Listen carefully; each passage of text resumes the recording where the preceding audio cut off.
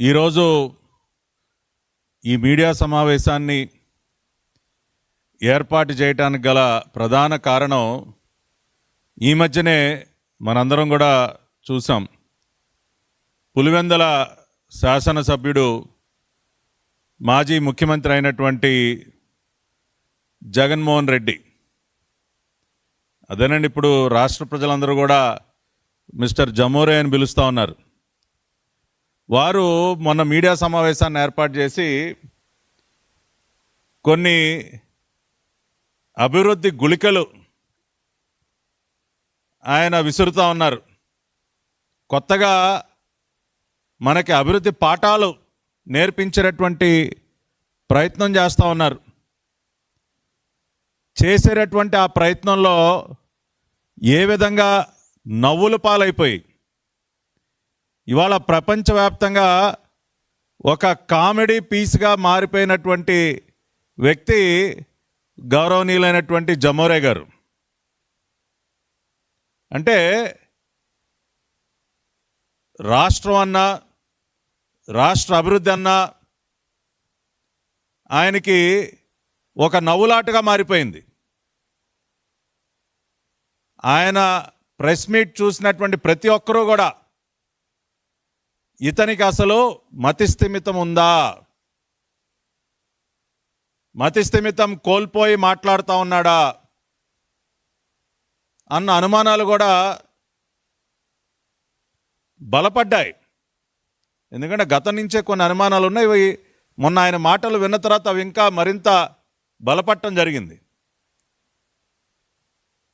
ఆయన మొన్న చేసినటువంటి ప్రతిపాదన మావి గన్ అంట. నిజంగా ఆ పేరు ఆ రోజున ఆయన ప్రతిపాదిస్తూ కూడా ఒక రకమైనటువంటి వెటకారంతో ఆయన నవ్వినటువంటి ఆ నవ్వులు అంటే అంత వెటకారం అయిపోయింది ఆయనకి. రాష్ట్రం అన్నా, రాష్ట్ర రాజధాని అన్నా, రాష్ట్రం యొక్క అభివృద్ధి అన్నా కూడా, ప్రజల యొక్క సంక్షేమం అన్నా కూడా ఆయనకు ఒక వెటకారంగా మారిపోయింది. మచిలీపట్నం నుంచి మా తీసుకోండి, విజయవాడ నుంచి విఐ తీసుకోండి, గుంటూరు నుంచి GUN తీసుకోండి, మావిగన్ అని పెట్టండి అయ్యా అని ఒక వెటకారపు నవ్వు. అంటే పార్లమెంటులో ఒక చారిత్రాత్మకమైనటువంటి బిల్లు ఉభయ సభల్లో పాస్ అయ్యి ఇక అమరావతి అన్స్టాపబుల్, అమరావతి ఈ రాష్ట్రానికి ఏకైక రాజధాని, ప్రజా రాజధాని అమరావతి అని జాతీయ స్థాయిలో ఉన్నటువంటి అన్ని పార్టీలు కూడా మద్దతు పలికి తమ ఆమోదాన్ని తెలిపితే మన గౌరవనీయులైనటువంటి జమోరే గారికి మాత్రం అది నచ్చలా. కడుపు మంట. ఆ కడుపు మంటతోనే వెటకారంగా ఆయన చేసినటువంటి ఈ పేరు ప్రతిపాదన మావిగన్. దాన్ని సమర్థించుకోవటానికి ఆయన మనకి అభివృద్ధి పాఠాలు ఇవాళ ఏదో కొత్తగా నేర్పిస్తూ ఉన్నాడు. ఆయన మచిలీపట్నం, విజయవాడ, గుంటూరు ఇదంతా ఒక గ్రోత్ కారిడార్ కింద మారాలి, ఈ ప్రాంతం అంతా అభివృద్ధి చెందాలి, అందుకనే నేను మావిగన్ని ప్రతిపాదిస్తున్నానని చెప్పి కొత్తగా మనకు అభివృద్ధి పాఠాలు నేర్పించేటటువంటి ప్రయత్నం చేస్తూ ఉన్నాడు. ఇవాళ దానినే గౌరవ జమోరే గారి మేధస్సు నుంచి వచ్చినటువంటి ఒక అద్భుతమైనటువంటి ఒక ఆలోచనగా కీర్తిస్తూ ఆయనకు భజన చేసేటటువంటి భజన బృందాలన్నీ కూడా ఆయనకు సంబంధించినటువంటి మీడియాతో సహా మొత్తం భజన బృందం అంతా తెగ భజన చేస్తూ ఉన్నారు. అబ్బా ఎంత గొప్ప ఆలోచన, ఎంత అద్భుతమైనటువంటి ఆలోచన అని చెప్పి. కానీ ఇవాళ గౌరవ జమోరే గారికి, అదేవిధంగా ఆయన భజన బృందానికి, అయ్యా మీరు ఇవాళ కొత్తగా మీరు ఆవిష్కరించి మీరేదో మాకు అభివృద్ధి పాఠాలు చెప్పాల్సినటువంటి అవసరం లేదు. ఏ ప్రాంతాన్ని ఏ రకంగా అభివృద్ధి చేయాలో విజనరీ లీడర్ అయినటువంటి నారా చంద్రబాబు నాయుడు గారికి బాగా తెలుసు. ఇక్కడున్నటువంటి కృష్ణా, గుంటూరు ఈ పరిసర ప్రాంతాలని, ఈ జిల్లాలో పరిసర ప్రాంతాలని ఏ విధంగా అభివృద్ధి చేయాలి, ఉత్తరాంధ్రని ఏ రకంగా అభివృద్ధి చేయాలి, రాయలసీమ ప్రాంతాన్ని ఏ రకంగా అభివృద్ధి చేయాలి, ప్రతి ప్రాంతానికి కూడా ఆయన ఒక ఆలోచన చేసి ఒక డెవలప్మెంట్ ప్లాన్ని సిద్ధం చేసి ఇవాళ అన్ని ప్రాంతాలని కూడా అభివృద్ధి పదంలో ముందుకు నడిపిస్తున్నటువంటి one and only visionary leader is Nara Chandrababu Naidu గారు. రాష్ట్రం విభజింపబడిన తర్వాత 2014లో ఆయన ముఖ్యమంత్రిగా బాధ్యతలు చేపట్టిన తర్వాత అన్ని ప్రాంతాల యొక్క అభివృద్ధి గురించి ఆలోచించి ఆయన అనేక నిర్ణయాలు తీసుకోవటం జరిగింది. అదేవిధంగా మరి 2015లో ఎప్పుడైతే మరి అమరావతిని రాజధానిగా మనం నిర్ణయించుకున్నామో, అన్ని ప్రాంత ప్రజల యొక్క ఆమోదంతో మనం నిర్ణయించుకున్నామో, ఆ రోజునే ఆయన ఒక క్యాపిటల్ రీజియన్ డెవలప్మెంట్ అథారిటీ ఏర్పాటుకి ఆయన శ్రీకారం చుట్టి దానికి సంబంధించిన జీవోలన్నీ కూడా విడుదల చేయడం జరిగింది. ఒకసారి మనం ఏపీ సిఆర్డిఏ యొక్క పరిధి ఎక్కడి నుంచి ఎక్కడి వరకు ఉంది, ఆ రోజున చంద్రబాబు నాయుడు గారు ఎటువంటి ఆలోచన చేశారు, 2015లోనండి ఆయన ఎటువంటి ఆలోచన చేశారు ఒక్కసారి చూద్దాం. ఇది ఏపీ సిఆర్డిఏ యొక్క మ్యాప్ అండి.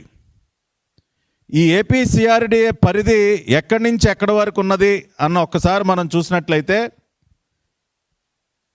ఇదిగోండి మచిలీపట్నం దగ్గర ఉన్నటువంటి మోపిదేవి, చల్లపల్లి, ఘంటసాల, మొవ్వ ఆ ప్రాంతాల దగ్గర నుంచి ప్రారంభమయ్యి ఇంకా పైకి పామర్రు, ఉయ్యూరు, అటు గుడివాడ, నందివాడ, కంకిపాడు, ఉంగుటూరు, అటు బాపులపాడు దగ్గర నుంచి ఇటు తాడిగడప, విజయవాడ, అటు పైన నూజువీడు, మైలవరం, జీకొండూరు, ఆగిరిపల్లి, ఇట్లా అంటే కింద ఇక్కడ మచిలీపట్నం దగ్గర ఉన్నటువంటి మోపిదేవి, చల్లపల్లి, ఘంటసాల నుంచి ప్రారంభమయ్యి అనేక ప్రాంతాలని కవర్ చేసుకుంటూ గుంటూరు దాటి ఎడ్లపాడు, ప్రతిపాడు, ఫిరంగిపురం, ఇట్లా ఎడ్లపాడు వరకు కూడా సిఆర్డిఏ యొక్క ప్రాంతం విస్తరించి ఉంది.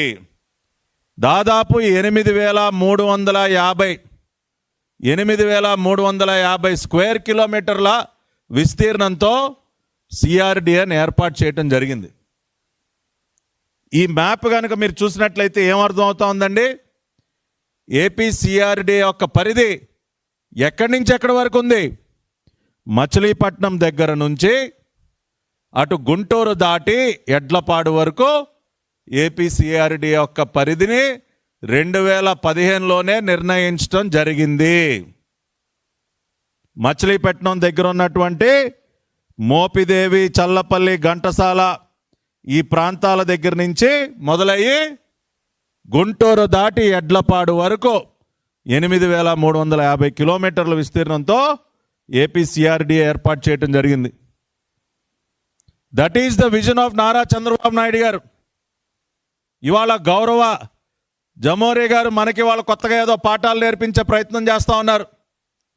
మచిలీపట్నం, విజయవాడ, గుంటూరు ప్రాంతాలు అభివృద్ధి చెందాలి, ఇది గ్రోత్ కారిడార్గా ఏర్పడాలి అని ఇవాళ మనకి పాఠాలు చెప్పే ప్రయత్నం చేస్తున్నటువంటి గౌరవనీయులైనటువంటి జమోరే గారు, మీరు ఒక్కసారి ఏపీ సిఆర్డిఏ మ్యాప్ చూడండి సార్.